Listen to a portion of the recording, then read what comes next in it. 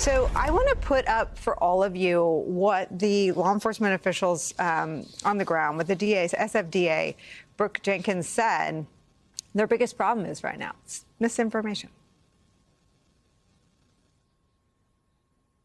I think the main hurdle right now is when we have so many people putting out misinformation, quite frankly, into the public. What are the pieces of misinformation that you're worried about or that you've seen surface? That Mr. Pelosi knew this individual before this attack. We have no evidence that suggests that he knew him whatsoever.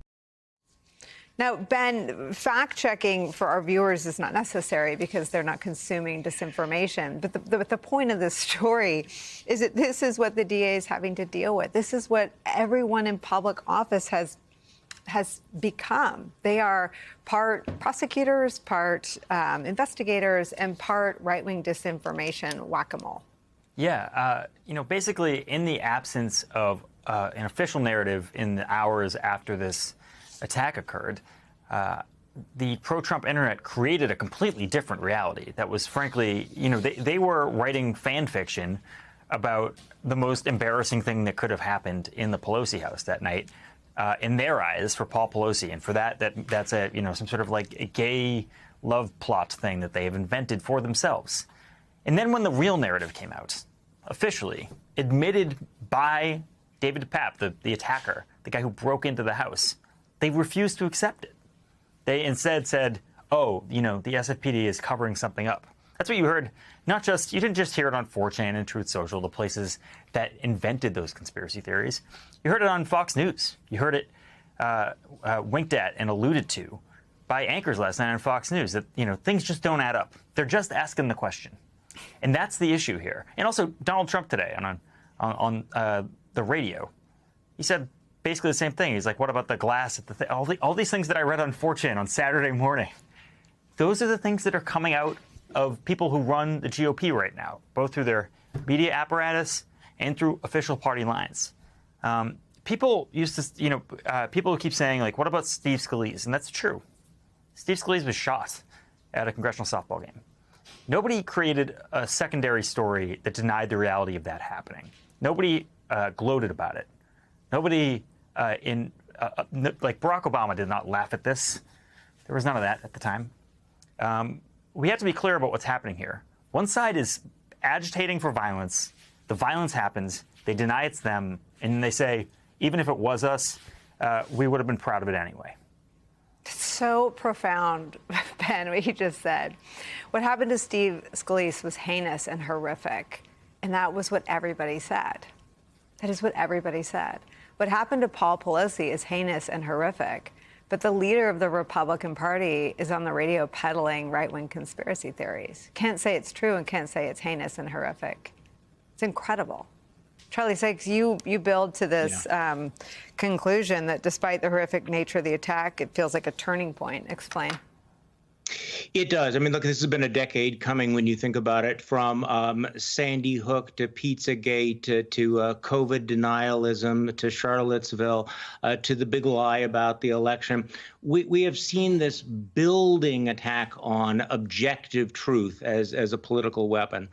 And I do feel it is a turning point, because here you have this horrendous, vicious attack on an 82-year-old man who has had his skull fractured. And rather than everybody taking a deep breath back and saying, okay, maybe we need to sober up. What Ben is describing is absolutely our new political reality. They have invented this lulz, fiction about some sort of a homosexual tryst. Why did they go there? Why did they reach into the QAnon book that there's some sort of, thing going on in Nancy Pelosi's house? But even when we have the confession, even now that we have the black and white statements, the recorded statements from the perpetrator, it is not making a difference. The truth cannot catch up with these lies, because the lies are so deeply embedded and they are so deeply invested.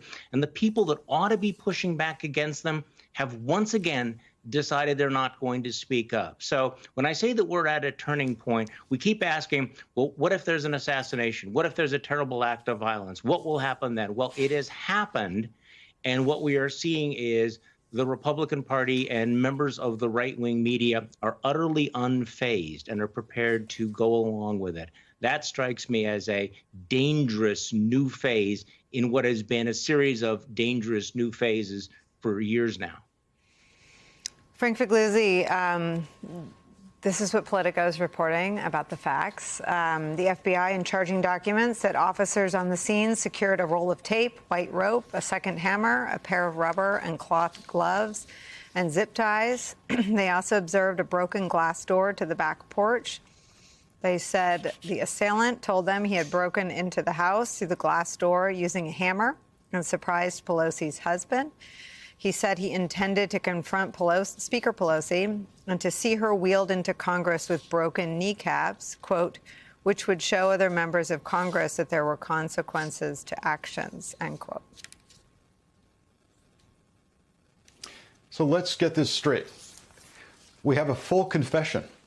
We have an FBI agent representing the Department of Justice writing the affidavit containing the full confession. We have the United States Attorney's Office representing our Department of Justice saying we're prosecuting this person for Title 18, Section 115, assault on an immediate family member of a federal official. And we're adding, because he was so kind to confess to us, we're adding a separate charge of kidnapping. And what is the response? As Ben said, within minutes, if not seconds, complete inability to accept what our institutions are telling us. San Francisco PD, district attorney in a major city in America, no, don't believe them. What does that tell me?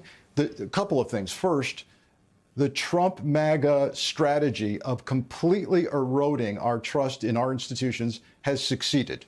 We no longer believe what happens in court. I'll predict now, if he gets convicted by a jury of American citizens, this attacker, they won't accept that either. The jury members will all be members of the deep state. The judge will be part of the plot. The defense attorney representing the attacker will somehow have acquiesced to the plot. That's where we are. And secondly, it's reflective that this is a strategy. It's not happenstance. The speed with which the denial of the facts happened across the political spectrum of the far right, media, elected officials, and candidates, should tell us that what P.T. Barnum is credited with saying, that a sucker is born every minute. He needed that to be true because he needed to succeed in his circus business.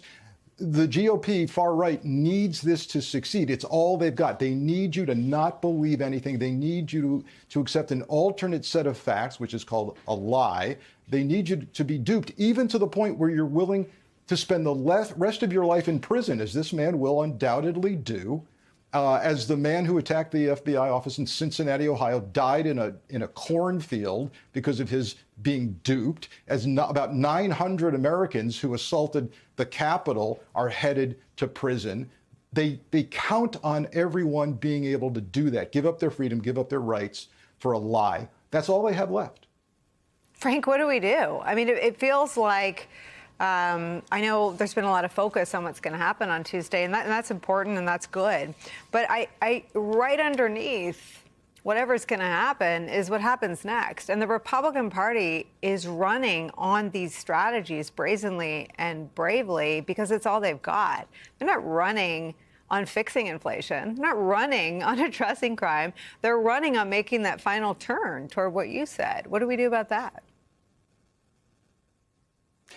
I don't see a short-term solution here. Yes, of course, we need to vote, for democracy, as many people are saying that, yes, you should be a single issue voter. Your single issue should be democracy. Yes, indeed. But I have to tell you, I am not confident that in the short term we're going to get through it quickly. This is a long-term vision of fighting and battling disinformation, teaching kids how to be more savvy consumers. I mean, this is a long-term challenge, Nicole. We're not going to get over this in the short term.